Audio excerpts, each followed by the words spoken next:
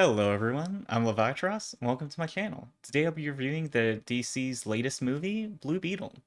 Now, as usual, I won't be getting to any spoilers or things that I won't want to know myself before seeing the movie until after a very clear warning. Now, with that being said, first of all, I want to just tell you what my expectations were for the film, because I'm a pretty big fan of the Blue Beetle comic series. When I first started reading comics with the New 52 relaunch, Blue Beetle is one of the first series that I read. And I didn't really know what to expect from comic books and how broad they could be. But having this teenage superhero that has this scarab that fuses with his spine and gives him superpowers, I thought was a really interesting concept. And beyond that, just kind of the world of the comic series is pretty wild because there's one part in like one of the very first issues where he gets trapped by a magic rug. And the woman's like, don't bother. This rug was woven from the hair of ritually blinded orphans. I might be getting the wording a little bit off because this is just what I'm recalling from memory from when I first read it over a decade ago. It was just such a crazy line, but it was really cool and just showed me how wild and out there concepts can get in comic books. So, Blue Beetle is definitely a series that has a special place in my heart. So, when I heard that they were going to get their own movie adaptation, I was definitely excited. Now, I saw the first trailer for it and I was a little less excited because while I liked the character a lot, it kind of felt like the movie was just very jokey and lighthearted. And so I was a little bit more hesitant. And then I decided I'd see it anyway, give it a shot and see if it's worth it. And it was not very good. I wasn't really into it. I felt like a lot of the jokes didn't land. They're very just a lot of misses for me. I felt like the only jokes that really worked were the parts with the grandma, where it just kind of like cuts to her doing her own thing while all this stuff's happening with the rest of the family. And that I thought was pretty humorous, but the rest of it was just kind of like fine and okay. Beyond that, I felt like they kind of have a certain message that they go with, and a lot of it just feels like kind of generic. It doesn't feel like it's tailored to a superhero movie or specific to the situation that they're in. It kind of feels like until the Blue Beetle, the scarab itself is introduced, the movie's just kind of a generic drama that didn't really work without the actual superhero element of it.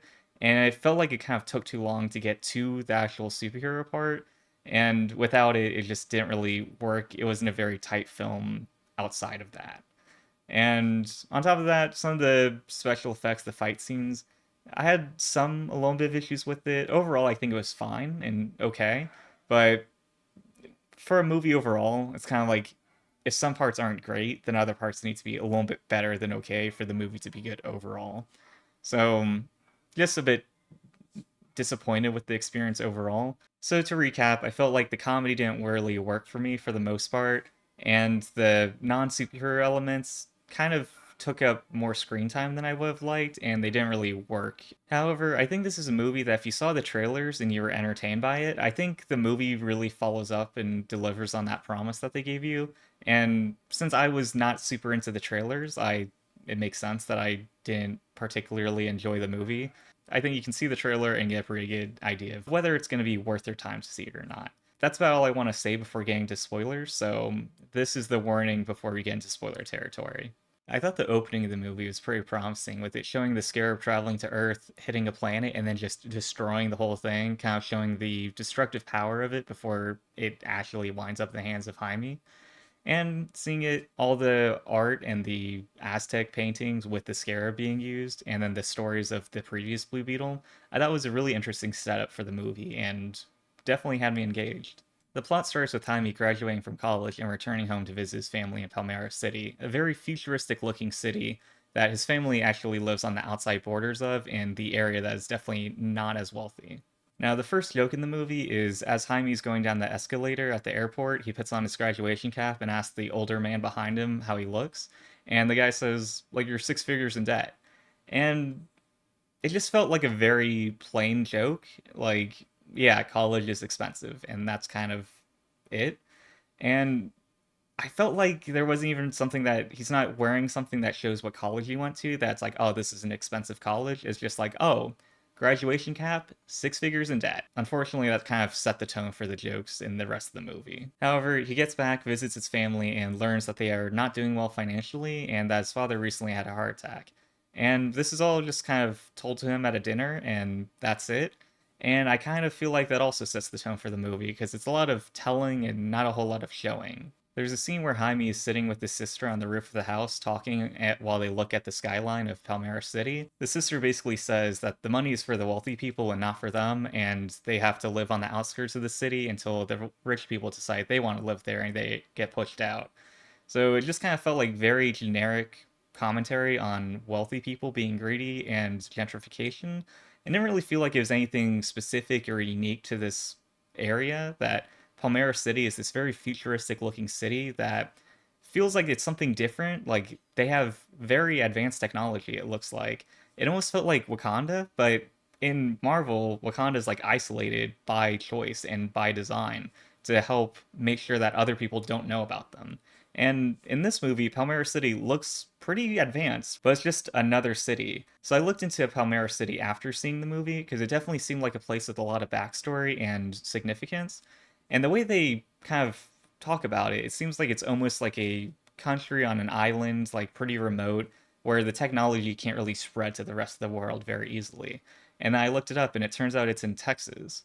So just kind of felt odd that there's this very advanced futuristic city, but it's not really remote. It just seems like for some reason there's this one high tech futuristic city, and that's kind of it. So felt a bit odd and like a lot of missed potential because I feel like in Blade Runner the city is so distinct and iconic that's almost a character in itself.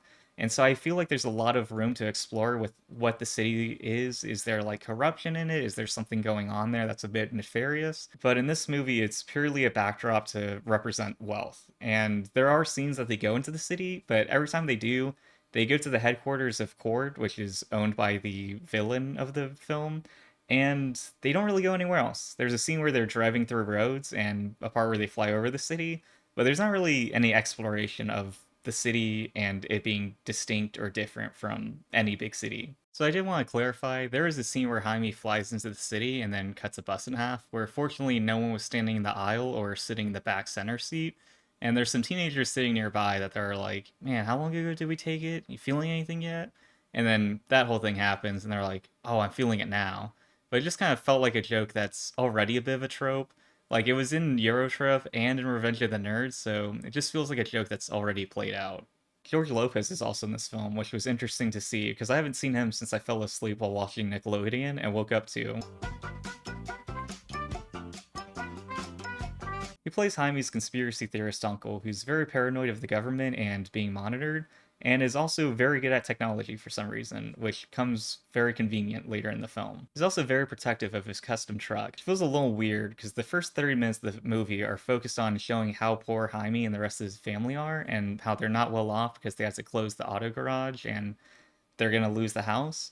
However, their uncle that lives with them has a very expensive truck that seems like selling the truck maybe could help or give them more time. But throughout the movie, that doesn't seem to be an option at any point that is even considered. They never say what the uncle's job is, but considering his knack for engineering later in the film, I'm guessing he helped out at the auto garage. But it seems like, based on his ingenuity as an engineer, their auto garage have been pretty successful. But they don't really dig into that, and I just have to kind of infer the situation there. So getting back to the plot, Jaime needs to get any job he can to help his family out of their very tight financial spot. So he takes up a job working with his sister cleaning houses for the wealthy people. His first job is cleaning the house of the CEO of Cord Corporation, which is a very large security company. While he's there, he sees the CEO yelling at another woman, and so stands up for her and gets fired for it along with his sister. The woman she was yelling at was an executive at Cord Corporation, and so she offers to get Jaime a job out of sympathy for him getting fired standing up for her, and tells him to come to the office tomorrow and she'll get him a job. So the next day, Jaime goes to the office, and as he arrives, she's trying to smuggle out the scarab from the actual laboratory of the company. And on her way out, the alarms start to go off, so she has to pass off the scarab to Jaime and tell him to leave and not open it in order to get it out of the building while she pretends to track down the person actually stealing it. When Jaime gets home, as you might guess, he actually does open it, and then it fuses with him and gives him his superpowers. Now, this is about 30 minutes into the movie before we get to see the Blue Beetle Scarab actually do anything. I feel like the time spent outside of that, it isn't really a tight film. Like, it just kind of feels okay. And a lot of movies, they have to spend time establishing characters, but when it's done well, even those parts are pretty interesting. This movie, I kind of just felt like I was waiting for the Blue Beetle part to come up. I was sitting in the theater almost trying to compromise with the movie and be like, What can we do to make you look like you're going crazy up there like a bug? so the Blue Beetle Scarab activates and then fuses with Jaime, and I feel like this is something that really makes Blue Beetle distinct from other superheroes. So a lot of heroes, they have powers and then they wear a suit to hide their identity, or in the case of Iron Man, wears a superpowered suit. Now, Blue Beetle works a bit more like that, except instead of it being a suit that you can step in and out of, it's an alien weapon that's fused to his spine. I think that makes it a bit more interesting and definitely more distinct. Now that the suit's active, it basically does a maintenance test and tests all of its features, and while the superhero genre is something that's been going on for quite a while now, and there's been a lot of different takes on it, I felt like the following scene was something that would be out of a superhero movie from like 2002, like before they've really explored the genre and tried different things out. Because the suit flies straight up into space and then falls all the way down to Earth, and right before he hits, it becomes active again and stops him. And then it flies over the water, skipping across the water, hitting a buoy, crashing into a bridge, and then flies towards a building, goes straight up it, and then flies home where the suit deactivates, and he's naked underneath. And it just kind of felt like something that felt outdated. Like it kind of felt like the first crack at a superhero movie of like, oh, what would happen when this like alien suit activates? The villain in this movie is the CEO of Cord Corporation, who's designing a weapon called OMAC, which stands for One Man Army Corps. It's an exosuit designed to make one soldier a lot more powerful. The prototype for the weapon is based on the Blue Beetle scarab, which is why they had it in the first place, and the motivation to get it back from him. It was interesting to see this movie's interpretation of OMAC, which in the comics is also a cyborg, but their powers are from a different alien source. So while I was already glad to see Blue Beetle on the big screen, OMAC was a nice addition. I thought the relationship between OMAC and the CEO of the company was really interesting. There's a scene where OMAC says, "Yes, I remember what you did to me," and she says, "What we did to you."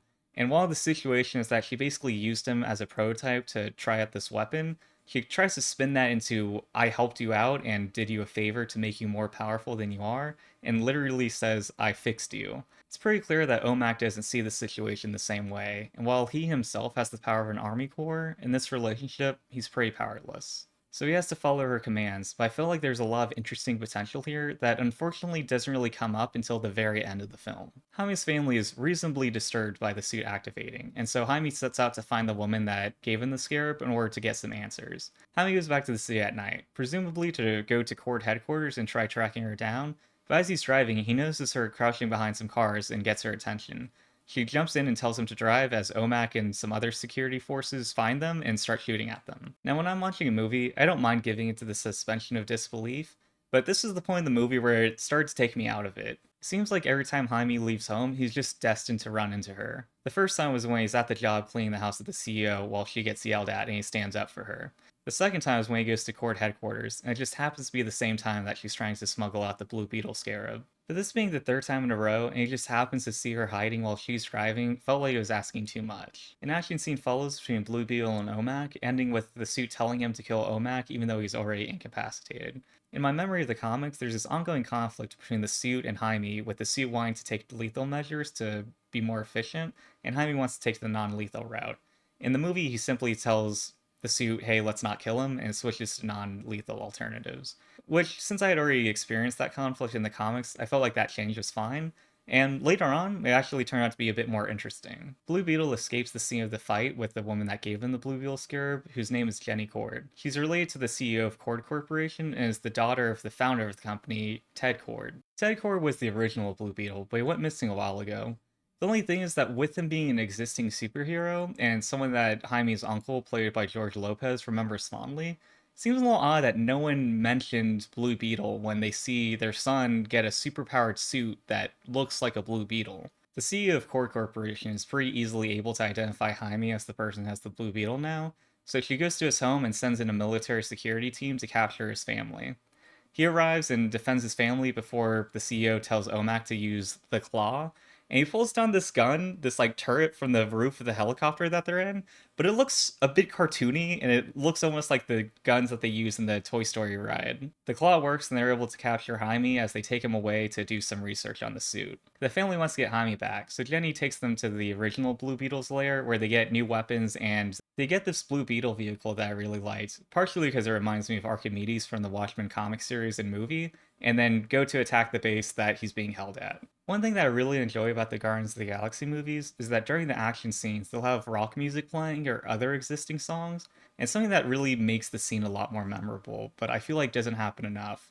In Blue Beetle, as they assault the base, they put on a cassette with Kickstart My Heart by Motley Crue, so we get a pretty fun action scene that follows. The only thing is that it seems like Jaime is opposed to killing people, it seems his family does not have the same issue.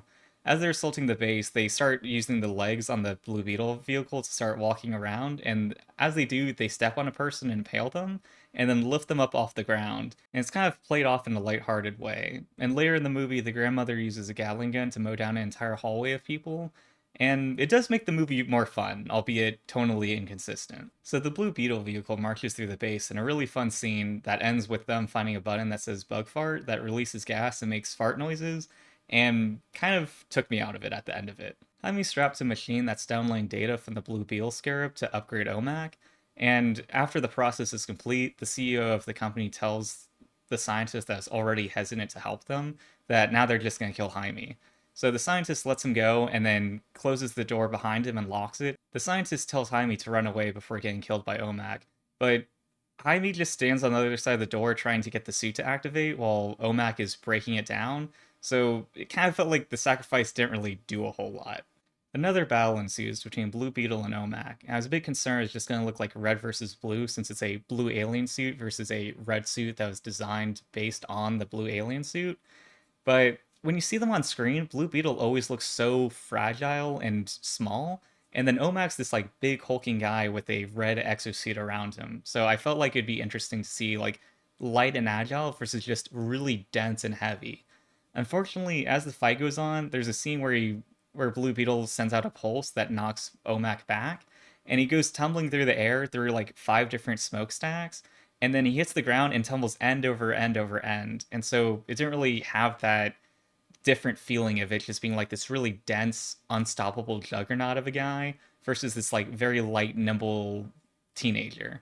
It just kind of felt a bit generic and just like I was concerned it would look like, just red versus blue. During the battle, Omac launches a rocket at Jaime's uncle, and Jaime thinks that Omac just killed one of his family members, so he just goes off on him. During the battle, the suit took some damage, so half the visor's gone, where it's half Jaime's face and half the Blue Beetle suit. So it's a really cool scene where he's just going off, beating down Omac, and then the suit's like, whoa, Jaime's incapacitated, we can stop now.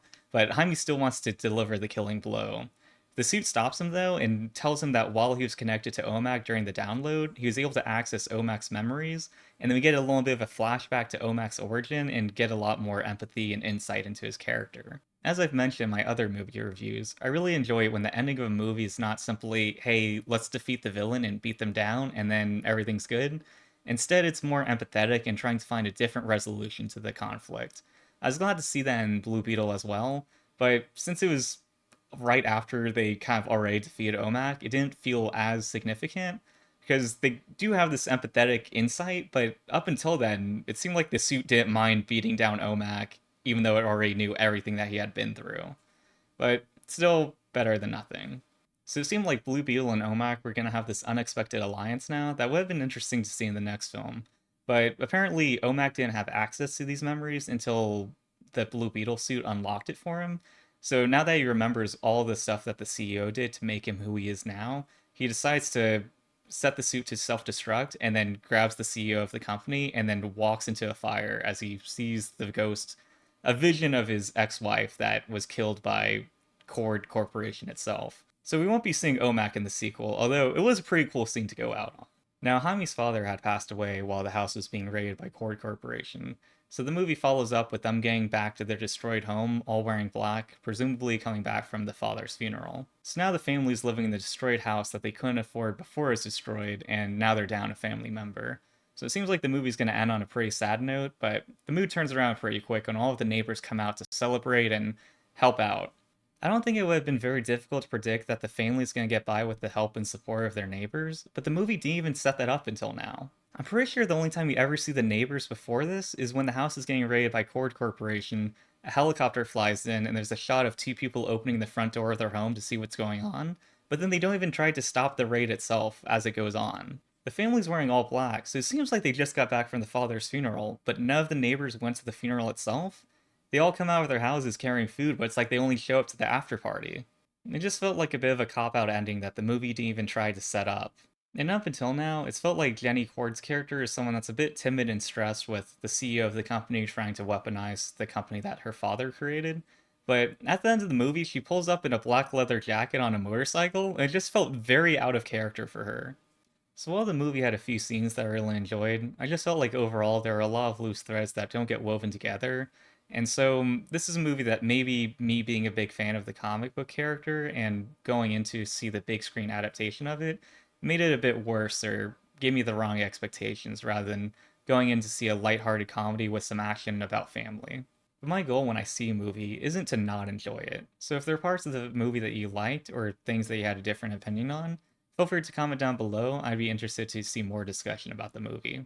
That's going to go ahead and wrap it up for this movie review, so feel free to subscribe if you'd like to see more of my reviews or other videos. And either way, thanks for watching. I truly appreciate it. I'll see you guys next time. Might not last the day, and then you call me, and it's not so bad, it's not so bad.